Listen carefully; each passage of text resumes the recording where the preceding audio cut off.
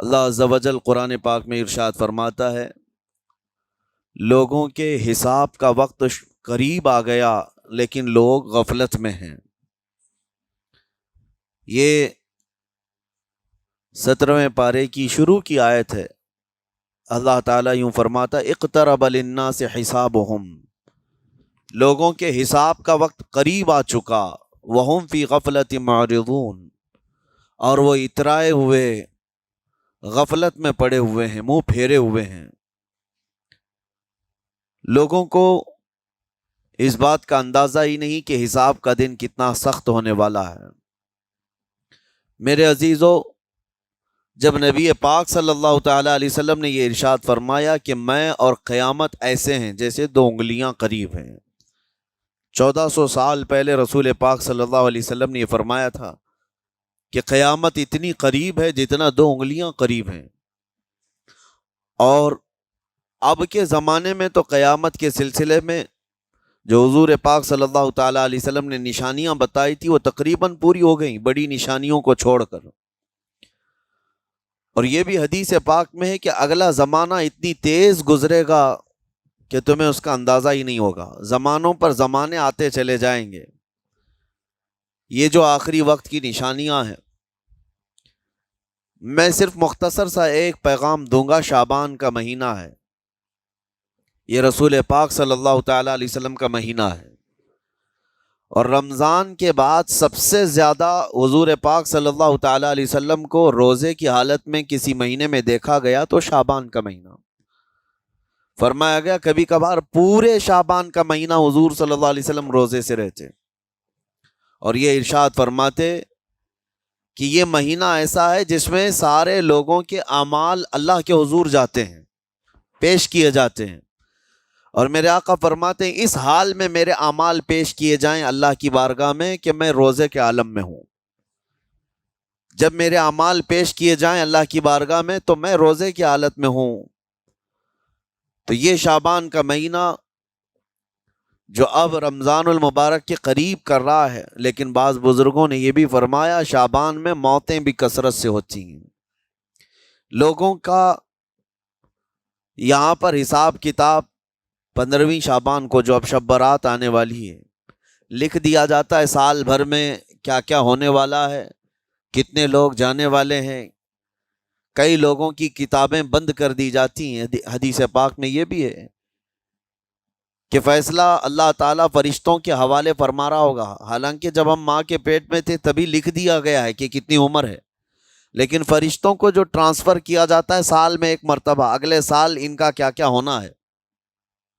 اور حدیث میں ہے کسی کے متعلق فرشتوں کو یہ کہا جا رہا ہوگا کہ فلاں 1 مہینے بعد، 2 مہینے بعد، 1.5 مہینے کے بعد اس کی فلاں وجہ سے موت آئے گی، لیکن وہ بندہ شادی کی تیاری کر رہا ہوگا، وہ بندہ جس کے موت کا آرڈر جاری ہو چکا ہے، فرشتے لے چکے ہیں، وہ اپنے کاروبار کے اور اپنے گھر بار کے بنانے میں مصروف ہوگا، اسے اندازہ تک نہیں ہوگا کہ شعبان کے اس مہینے میں اس کی موت کا پروانہ نکل چکا ہے۔ اسی لیے میں عرض کر رہا ہوں قرآن کی آیت اقترب للناس حسابہم وہم فی غفلت معرضون، اللہ فرماتا ہے لوگوں کا حساب بہت قریب آ چکا جبکہ وہ غفلت میں پڑے ہوئے ہیں۔ اب جس زمانے میں آپ زندگی گزار رہے ہیں یہ اتنی تیزی سے آپ کے اوپر سے گزر جائے گا کہ آپ کو احساس تک نہ ہوگا، بلکہ ایک حدیث کا مفہوم یہ بھی ہے کہ جوان بوڑھے نظر آنے لگیں گے اور بچے جوان نظر آنے لگیں گے۔ وہ دور آئے آج، بچے تو ہمارے جوان ہو ہی چکے ہیں، جو 6 سال کے بچے ہیں، 5 سال کے بچے ہیں، جن کو حقیقت میں بچہ کہا جاتا تھا، اب کے زمانے میں وہ بچے ہی نہیں رہ گئے ہیں۔ 8 سال کے بچے وہ بچے ہی نہیں رہ گئے۔ ساری اسکولوں کے حالات ہمارے پاس آئے دن نئی نئی خبریں آتی ہیں۔ 3ری جماعت کا، 4تھی کلاس کا بچہ خطرناک قسم کے نشوں میں مبتلا ہے جو بڑے بڑے جوان بھی نہیں کیا کرتے تھے۔ تو بچہ کہاں رہا؟ حضور پاک صلی اللہ تعالیٰ علیہ وسلم نے فرمایا تھا بچے جوان لگیں گے اور جوان بوڑھے۔ اور جوانوں کی حالت یہ ہے کہ سارے مزے اپنے بچپن میں اتنے کر لیے کہ جوانی میں طاقت ہی ختم ہو گئی۔ 25 سال کی عمر میں ایسے لگتے ہیں جیسے کہ بوڑھاپا آ گیا، کمزوریاں آ گئیں۔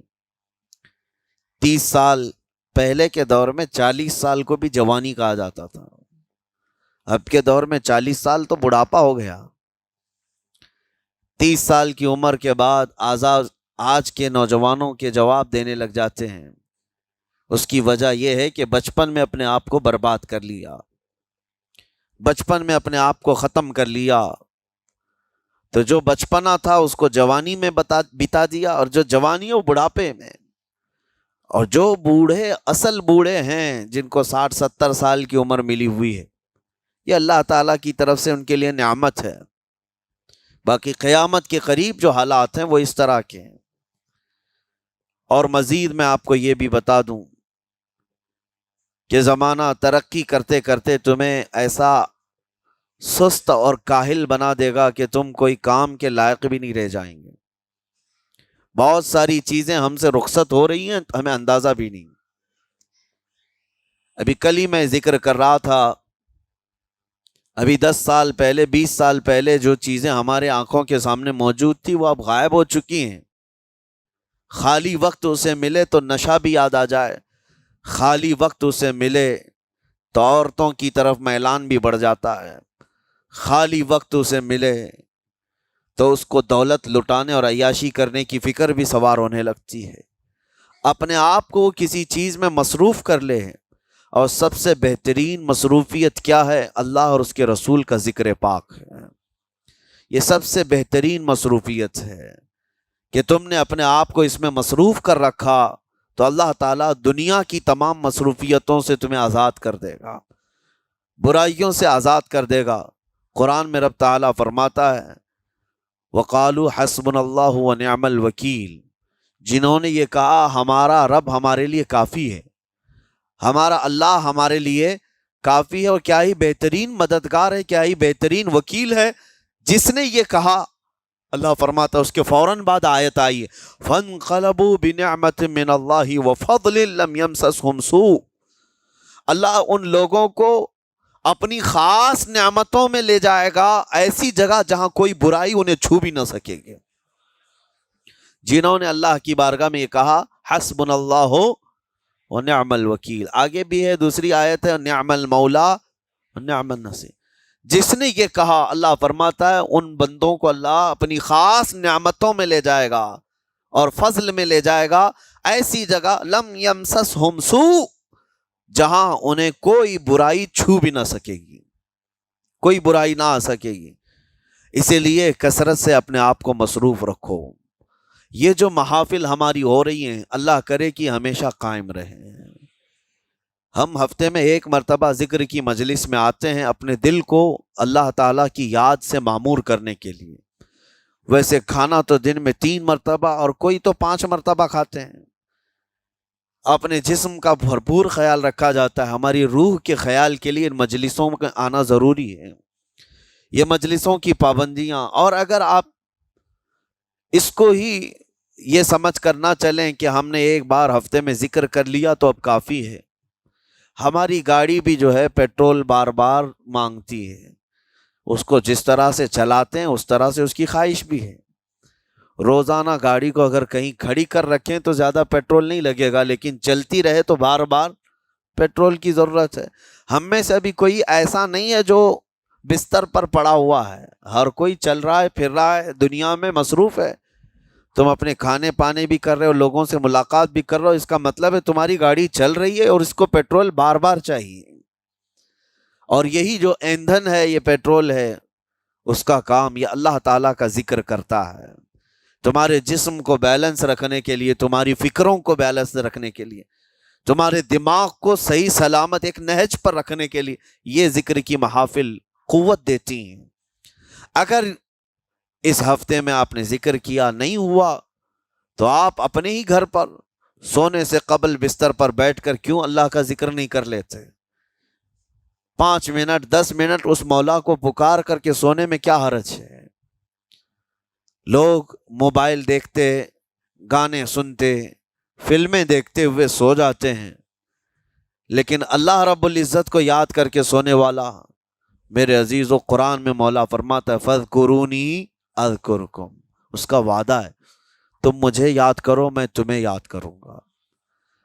اور اس کی تفسیر میں اللہ تعالیٰ کے اس قول میں، اس فرمان کی تفسیر میں بزرگوں نے فرمایا اللہ کیسے یاد کرتا ہے بندے کو، اللہ بندے کو کیسے یاد کرتا ہے؟ جب تم اس کی یاد میں مصروف رہے، اپنے آپ کو بزی کر رکھا، اللہ تمہیں کیسی جگہ یاد کرتا ہے؟ فرماتے ہیں مفسرین کہ بندہ تو لوگوں میں اللہ کو یاد کیا، اور اللہ بندے کو فرشتوں میں یاد کرتا ہے۔ فرشتوں کے درمیان تمہارا ذکر ہونے لگتا ہے کہ فلاں کا بیٹا فلاں آج میرا ذکر کر رہا تھا، آج محفل ذکر سے جتنے نکلیں گے اللہ کریم ہمارا ذکر فرشتوں میں ضرور فرمائے گا، فرشتوں میں ضرور ذکر ہوگا کہ فلاں بندہ آج ذکر میں مشغول تھا۔ اور پھر یہ بھی فرمایا بزرگوں نے، مفسرین نے، کہ اللہ تعالیٰ وہاں یاد کرتا ہے جہاں فرشتے ہوں، فرشتوں کی محفل میں تمہارا ذکر۔ اور اس کے علاوہ یہ بھی فرمایا گیا کہ تم دنیا میں زندگی میں اسے یاد کرتے تھے، اور وہ تمہیں مرنے کے بعد قبر میں یاد کرے گا۔ جب دنیا تمہیں چھوڑ دیتی ہے تب اللہ تعالیٰ تمہیں یاد فرماتا ہے۔ فَاذْكُرُونِي أَذْكُرْكُمْ کا مطلب یہ ہے وہ تمہیں یاد فرمائے گا، لیکن اس کے لیے کثرت سے تم اللہ کو یاد کرو، اللہ کو یاد کرو۔ تو بہرحال میرے عزیزو، قیامت کی نشانیاں جو ہم نے آج مختصر آپ کے سامنے رکھی، وہ بہت تیزی سے تمہارے سروں پر آ رہی ہیں، اور تمہارے ہاتھوں سے بہت سارے کام اب چھن جائیں گے۔ ابھی آپ ترقیات میں خوشی سے بات کرتے ہوئے بیٹھتے ہیں نا، ڈسکس کرتے رہتے ہیں کہ سنا ہے ایسی کار آ رہی ہے کہ وہ اب بغیر ڈرائیور کے چلے گی، روبوٹ سے چلے گی۔ اس کو تو ہم خوشیوں میں ڈسکس کرتے ہیں کہ اچھا ایسا ہونے والا ہے۔ پہلے ایسا تھا کہ موبائل آپ بٹن کے دباتے تھے، کسی نے اگر خبر کر دیا کہ نہیں بعد میں صرف ٹچ کرنے سے آتا ہے تو آپ کہتے اچھا ایسا بھی آنے والا ہے۔ لیکن آپ کوئی کہے تو آپ کو کوئی تعجب نہیں، ٹچ اسکرین، کوئی تعجب کی بات نہیں، بنا ڈرائیور کے گاڑیاں آ جائیں گی۔ اس طرح ہوتے ہوتے نظام زندگی اس قدر بدل جائے گا، اس قدر بدل جائے گا۔ آج میری یہ بات نوٹ کر کے رکھ لیں، زندگی باقی رہی تو 10 سال بعد انشاءاللہ ہم ملاقات کریں گے، اگر اللہ نے زندگی باقی رکھی، اور اس کے بعد پھر ہماری یہ باتیں میچ کر کے دیکھیں کہ کیا کیا ہوا ہے اور کیا کیا دنیا بدل چکی۔ اسی لیے میں کوئی بھوشمانی نہیں کر رہا ہوں، اور نہ ہی کوئی جوتش بابا ہوں طوطا لے کر جو بیٹھتا ہے، یا تمہارے ہاتھوں کی لکیریں دیکھ کر کے کوئی فیوچر بولنے والا نہیں۔ مصطفیٰ کریم صلی اللہ تعالیٰ علیہ وسلم کی احادیث سے جو قیامت کے قریب ہونے والے، رونما ہونے والے واقعات ہیں، میں ترجمانی کر رہا ہوں حضور کی حدیثوں کی، اس لیے کہ ہمیں پتہ ہے دنیا کے سارے سائنسدان جھوٹ بول سکتے ہیں، مدینے والے کی بات جھوٹ نہیں۔ میرے آقا صلی اللہ تعالیٰ علیہ وسلم کا فرمان جھوٹا نہیں ہو سکتا۔ اس لیے اگلا دور جو آ رہا ہے وہ بڑا سخت ترین ہے۔ اب آپ دیکھیں، محنت سے عاجز، ہر چیز سے محنت سے تمہیں نکال لینا ہے۔ میں نے تو لکھنے پڑھنے کی ایک مثال دی کہ تمہارے ہاتھوں سے قلم چلا جائے گا، تمہارے پاس سے کتابیں جو پرنٹ ہوتی تھی یہ بھی چلی جائیں گی، بس تم موبائل میں آڈیو کتابیں سنتے رہو۔ اور دور تو ایسا ہوگا کہ کچھ لکھنا بھی ہے، وہ بھی ابھی آ ہی چکا ہے، وائس کمانڈ جو ہوتا ہے اس کو بولو وہ لکھ کر کے دے دے گا۔ تم اس میں موبائل میں جو بولو گے وہ ٹائپ بھی ہو جائے گا۔ تو جب آپ کے بولنے سے سب لکھ بھی جاتا ہے تو قلم اٹھانے کی ضرورت کیا ہے؟ قلم چھوٹ گیا تمہارے ہاتھ سے، یہ سب چیزیں چھوٹ جائیں گی۔ آگے اب دور کے متعلق پیشین گوئیاں بعض سائنسدانوں نے یہ بھی کی ہیں کہ بچے پیدا کرنے کے لیے شادی ہونا بھی ضروری نہیں۔ یہ دنیا کا پلان ہے، یہ میں فطرت خداوندی کو نہیں بتا رہا، اللہ کے قانون کے خلاف ہے، لیکن دنیا یہ بھی چاہتی ہے کہ شادی کی بھی ضرورت نہیں، بچے ہم لیب میں پیدا کریں گے، لیبارٹری کے اندر ماں کی جیسے رحم دانی ہوتی ہے، بچہ دانی، آرٹیفیشیل اس کو تیار کر کے اس کے اندر کسی مرد کے نطفے کو رکھ کر اس کو وہیں پروان دیا جائے گا۔ نہ کسی یہ شادی کی ضرورت ہے، نہ کوئی عقد، نہ کوئی ایگریمنٹ، کچھ نہیں۔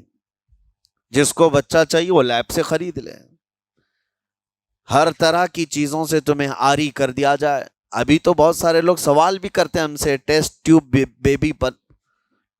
بیبی کے متعلق، جس کو بچے نہیں ہو رہے ہیں، کیا وہ اس طرح سے ٹیسٹ ٹیوب بیبی سے، جو آج ایک طریقہ کار ہے، بچے پیدا کر سکتے ہیں یا نہیں؟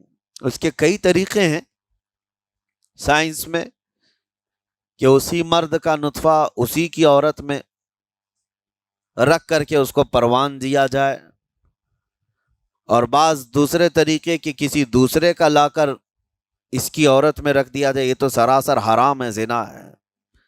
لیکن ائمہ اکرام، فقہاء اکرام نے حلال رشتے کے اندر ہی مرد اور عورت جو شادی شدہ ہیں ان کو بھی اس طریقے سے بچہ حاصل کرنے کی اجازت نہیں تھی، وہ ناجائز ہے، ناجائز ہے۔ بچے دینا یہ اللہ کی شان ہے۔ حضرت ابو ہریرہ رضی اللہ تعالیٰ عنہ حضور صلی اللہ علیہ وسلم کی بارگاہ میں حاضر ہوئے، عرض کرتے ہیں عرب والے لوگ عزل کرتے ہیں یا رسول اللہ، یعنی بچے نہ ہونا نہیں چاہیے کسی کو، تو پریکاشن لیتے تھے وہ لوگ، اس کا طریقہ کار ان کا الگ تھا عربوں کا، وہ انزال نہیں کرتے، اس سے پہلے جدا ہوتے۔ حضرت ابو ہریرہ رضی اللہ تعالیٰ عنہ نے حضور کی بارگاہ میں پوچھا کہ ایسا کیا کرنا کیسا ہے؟ نبی پاک صلی اللہ تعالیٰ علیہ وسلم نے ارشاد فرمایا اگر رب تبارک و تعالیٰ چاہے تو بھی بچے عطا کرے گا، کوئی عزل کر لے الگ ہو جائے، اگر مولا کو دینا ہو تو اس حال میں بھی اللہ تعالیٰ بچے عطا کرے گا، جو مولا بغیر باپ کے عیسیٰ پیدا فرماتا ہو۔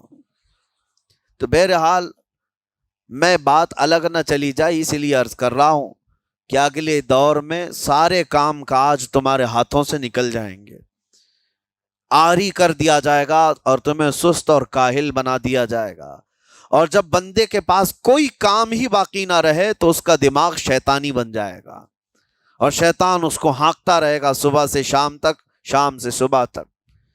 اور میں آپ کو بتا دوں دنیا یہ چاہتی ہے کہ رات کو دن بنا دے، یعنی کوئی رات کا تصور ہی نہ رہے، نہ اندھیرا ہے نہ ہی کوئی اس طرح کی تاریکی، بلکہ پورا ٹوٹل 24 آورز ایسا ہی اجالا دکھنا چاہیے، تمہاری نیندیں ختم ہو، کسی کے لیے بھی اندھیرا ہو گیا چلو سوئیں۔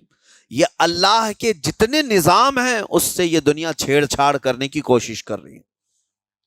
یہ جو خفیہ طاقتیں ہیں دنیا کو جو چلا رہی ہیں، وہ فری میسن ہوں اور سیکریٹ تنظیمیں جو آج دنیا میں کام کر رہی ہیں، وہ قانون خداوندی سے چھیڑ چھاڑ کرنا ان کی فطرت عادت ہے۔ ہر چیز جو اللہ تعالیٰ کی بنائی ہوئی، پہاڑوں کو اپنی جگہ سے ہٹا دینا۔ عرب میں آج پتہ ہے آپ کو، سعودی میں سب سے زیادہ پہاڑ کاٹے جا رہے ہیں، پہاڑ اتنے کاٹتے ہیں وہ لوگ، پورے کے پورے پہاڑوں کو انہوں نے زمین سے الگ کر دیا، اور وہاں پہاڑ کا وجود ہی نہیں۔ مکہ میں جا کر آپ دیکھ لیں، مدینے میں جا کر دیکھ لیں، 4 سال 5 سال کنٹینیو کئی مشینیں لگا کر کے پورے پہاڑ کو صاف کر دیا، پتھر کے پہاڑ۔ اصل میں یہ نظام قدرت ہے، پہاڑ یوں ہی نہیں بنائے اللہ نے زمین پر۔ والجبال اوتادا، یہ میخ بنا کر کے اس میں گاڑ دیے گئے تاکہ زمین ہلنے نہ پائے، زمین پانی پر ہے، اور جب پہاڑوں سے چھیڑ چھاڑ کیا جائے گا زمینوں میں زلزلے آئیں گے، ادھر سے ادھر زمین ہل جائے گی۔ اور تو اور انہوں نے اپنی ٹیکنالوجی کو بڑھاتے بڑھاتے قانون خداوندی میں چھیڑ چھاڑ کے لیے کیا نہیں کیا، انہوں نے جعلی اور آرٹیفیشل ارتھ کویک لانے کی کوششیں کی، مصنوعی زلزلے، مصنوعی بارش ہوتی نہیں، لیکن پورے کلاؤڈ کو جمع کر کے، بادلوں کو جمع کر کے ایک جگہ، اور پھر اس کو کیمیکل کے ذریعے سے پانی برسا دیا جائے. لوگوں کو لگتا ہے کہ ابر چھا گیا اور پانی آنے لگ گیا. یعنی بارش بھی مصنوعی برسائی جائے، ہوائیں بھی مصنوعی چلائی جائیں، پہاڑ بھی کاٹ دیے جائیں، جعلی زلزلے لائے جائیں. سونامی کو بھی لانے کی ترکیبیں ان لوگوں نے سوچی کہ زیر زمین جو لاوا ہوتا ہے اس کے اندر دھماکہ کر دیا جائے تاکہ پانی کی موجیں بے قابو ہو کر بہت زیادہ لہریں اٹھ جائیں اور دنیا میں تباہی مچائیں. بیماریاں اللہ کی طرف سے آتی ہیں، لیکن بیماریاں یہ لیب میں بنانے کی کوشش کرتے ہیں کہ وائرس بنائے جائے اور لوگوں کے درمیان چھوڑ دیے جائیں، جس کو آج دنیا کی بڑی طاقتیں بایو ویپن کا کہتی ہیں. یعنی ہتھیار صرف گولہ بارود بندوق اور میزائل ہی نہیں ہے، ہتھیار یہ وائرس بھی ہیں، کیمیکل بھی ہے، دوائیوں کی شکل میں. یہ برسوں سے یہ تنظیمیں اس بات پر کام کر رہی ہیں، حتیٰ کہ یہ نظام قدرت کو، نظام خداوندی کو پورے اکثر بدلنے کے لیے انہوں نے مردوں کو عورت بنانا، عورتوں کو مرد بنانے کی بھی مہم چھیڑ رکھی ہے. ٹرانسجینڈر، ان سب کو خاص قانونی حق دیا جائے گا، اور مرضی سے آدمی اپنے جینڈر کو، اپنی جنس کو چینج کروا لے. یہ قانون خداوندی میں چھیڑ چھاڑ ہے نہیں. اور انسان کو جس کام کے لیے پیدا کیا گیا تھا اس کام سے اس کو عاری کر دیا جائے، کاہل بنا دیا جائے. اسی لیے دیکھیں، وہ رحمان مولا چاہے تو تمہیں گھر میں بٹھا کر خوب رزق دے. وہ غفار ہے جو چونٹیوں کو اپنے سوراخ میں رزق دیتا ہے، مچھلیوں کو پانی کے اندر رزق دیتا ہے. وہ اشرف المخلوقات کو کیوں نہیں کھلائے گا؟ لیکن اس کا حکم یہ ہے، اذا قضیت الصلاۃ فانتشروا فی الارض، جب نماز پڑھ لو تو زمین میں پھیل جاؤ اور اللہ کا رزق ڈھونڈو. یہ نہیں کہ گھر میں بیٹھ کر کے تم پکارتے رہو رزق آ جا، رزق آ جا، رزق آ جا. یہ نہیں ہے. تمہیں کیوں؟ تم کاہل اور سست نہ بنو. تمہیں فرمائے گا ہاتھ پیر چلاؤ. نبی پاک صلی اللہ تعالی علیہ وسلم نے ارشاد فرمایا، دنیا کا سب سے بہترین رزق وہ ہے جو اپنے ہاتھوں کی کمائی، محنت سے. اور حضور فرماتے ہیں اللہ کے نبی داؤد علیہ السلام لوہے کا کام کرتے اور خود اپنے ہاتھوں سے لوہے کو تپا کر کے نقش بناتے، اور لوہے کی زرہ جو جنگوں میں پہنی جاتی یہ بنا کر کے بیچتے تھے، اور اس کی آمدنی سے حضرت داؤد علیہ السلام اپنا گھر چلاتے تھے. حضرت ادریس علیہ السلام کپڑے سلتے تھے، درزی کا کام کرتے اور اپنا گھر چلاتے. حضرت ابراہیم علیہ السلام گھر بنانے کا کام کرتے رہے. اسی لیے نبی پاک صلی اللہ تعالی علیہ وسلم نے فرمایا اللہ کے سارے نبی اپنے ہاتھوں کی کمائی کھایا کرتے تھے، کوئی گھر بیٹھ کر کے نہیں.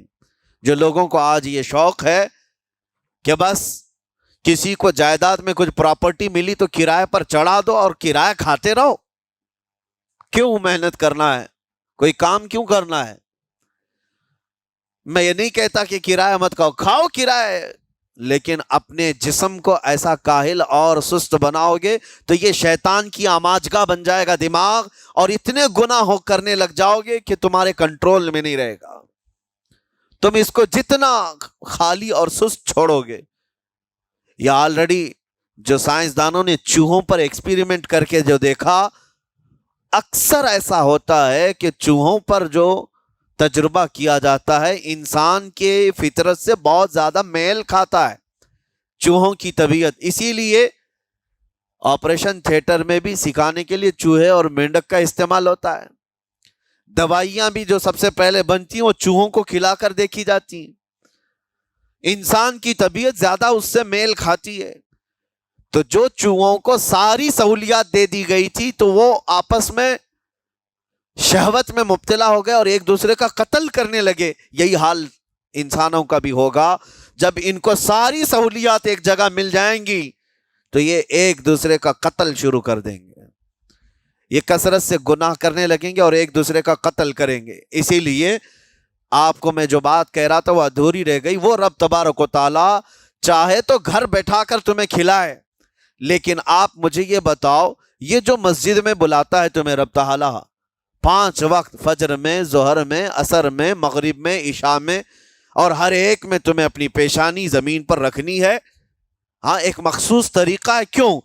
اللہ کریم کیا تمہارے ان اعمال کا محتاج ہے؟ محتاج ہے رب تعالیٰ کہ تم جتنے سجدے کرو گے اس کا پاور بڑھے گا، اس کی طاقت بڑھے گی، تمہاری عبادتوں سے اس کے خزانے بڑھیں گے؟ کچھ نہیں ہونا ہے، وہ بے نیاز ہے، اللہ الصمد، وہ بے نیاز ہے۔ لیکن تمہیں یہ جو پریکٹس کرائی جاتی ہے وہ اسی لیے کہ تم سست اور کاہل نہ بنو۔ کسی گاڑی کو زیادہ دن گیریج میں رکھ دیا جائے، چاہے وہ نئی کیوں نہ ہو، زنگ لگ جاتا ہے اور اس کے بعد پھر اس کے اندر خرابیاں شروع ہو جاتی ہیں۔ انسان اپنے آپ کو اسی طرح کاہل رکھ دے، سست رکھ دے، تو پھر اس کے اندر بھی عجب عجب قسم کی بیماریاں، وہ گناہوں کی بیماریاں بھی شروع ہوتی ہیں اور جسمانی بیماریاں بھی شروع ہوتی ہیں۔ اسی لیے تمہیں 5 وقت یہ پریکٹس بھی کرائی جاتی ہے کہ نمازیں پڑھتے رہو، اپنے آپ کو بزی رکھو، تم بار بار پیشانی زمین پر جھکاؤ اور اٹھاؤ، جھکاؤ اٹھاؤ۔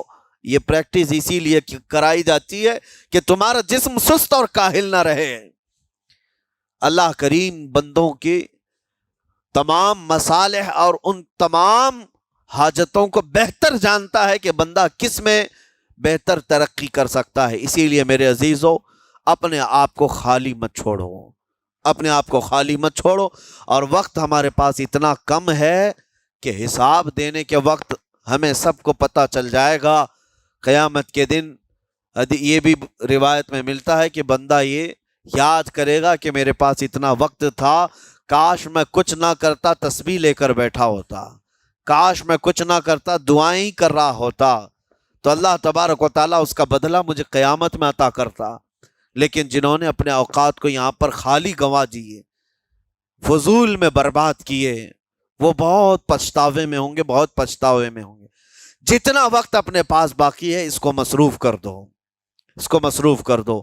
اللہ کریم ہم سب کو گزرے ہوئے تمام برائیوں کے کفارہ ادا کرنے کی توفیق عطا فرمائے۔ رب تبارک و تعالی ہمیں سستی اور کاہلی سے محفوظ فرمائے۔ میں آپ کو اس لیے بھی ایکٹیو کر رہا ہوں کہ اپنے آپ کو اتنا پابند کر لو کہ رمضان آنے والا ہے اور اس میں عبادتیں زیادہ ہوں گی۔ کیوں؟